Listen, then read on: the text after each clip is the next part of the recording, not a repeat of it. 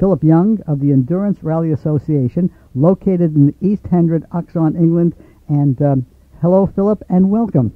Hello. How are you today? It's great. Okay. It's a sunny, bright day here in England. Oh, so we heard earlier. Okay, can you please explain the remarkable centenary motoring adventure which occurred in 2007? Yeah, we ran a car rally on open roads with time sections every day for 125 old cars. The oldest was 1903, a Mercedes 9-litre, and the most modern was an Aston Martin of the sort of James Bond type, a DB5 of 1968. And there were classes for all of these cars. And they drove 10,000 miles. They drove out of China and went into Mongolia and went right across what is probably the biggest wilderness in the world and came out the other side in southern Siberia in Russia, and then went on to Moscow and St. Petersburg, and then came down into Europe and finished through Germany and into France for a party in Paris. And what they were doing was driving in the wheel tracks of the very, very first ever international car rally of 1907, so it was the 100th anniversary, and it was a big party at the end, and most of the cars made it. Now, did the original program in 1907 capture the public's imagination? Well, it was a bit like going to the moon for the first time, and it got newspaper coverage all the way around the world. I mean, the English Channel from England to France is a distance of 21 miles, and of course the Wright brothers were still trying to get a heavier-than-air machine to fly the length of a cricket pitch. Now, what driving a car any more than about 50 miles in England was considered extremely risky, so no Englishmen took part. And there were only 5 cars that put their cars on a boat to drive this. It was a challenge put up by a French newspaper, and the 5 drivers turned it into a race. Now, what is being planned for the Peking, or we now call it Beijing, to Paris run in 2010?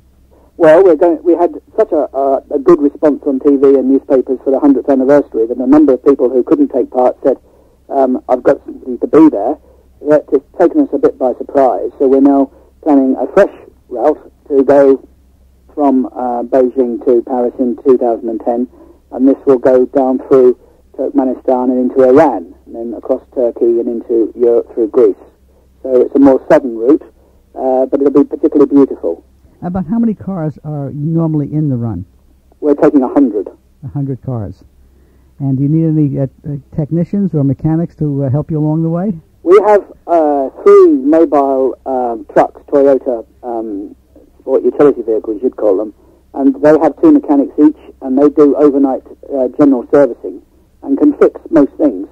But the remarkable thing about what we learnt last year was that a pre-war car, particularly in a car from America of the 30s, where I think America, the one time the American automobile industry led the world, they really were the best.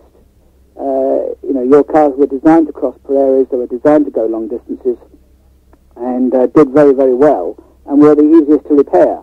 And a driver could step out of, say, a Chevrolet Coupe of 1938 and walk into a blacksmith hut in Mongolia where a local has never met a foreigner before, has never seen a foreign car before, but can recognize a broken leaf spring, and without any difficulty in understanding the communications between the two, set down and mend the car, and within a few hours it would be going again. And the pre-war cars were the easiest to fix and the most surprising in terms of reliability. And the 1938 Chevy that I just mentioned won it hands down. Now, what will the route be in 2010?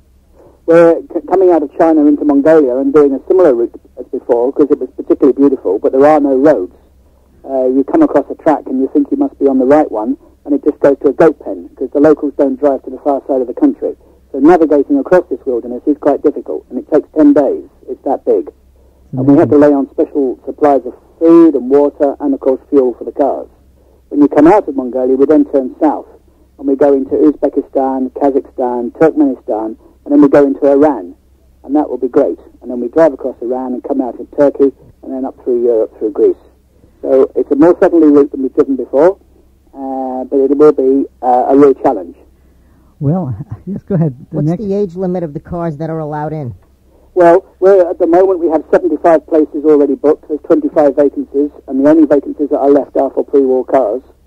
and we will listen to anybody who wants to come and take part who's got a car of the right age. If it's before 1941, we'll take a look at it. Nah, not. I was going to let Bill Sharfman drive my '78 Chevy. In it. Well, I can tell you now, a 1978 Chevy would probably fall to bits and will not be as reliable as a 1938 Chevy. I beg to differ on that.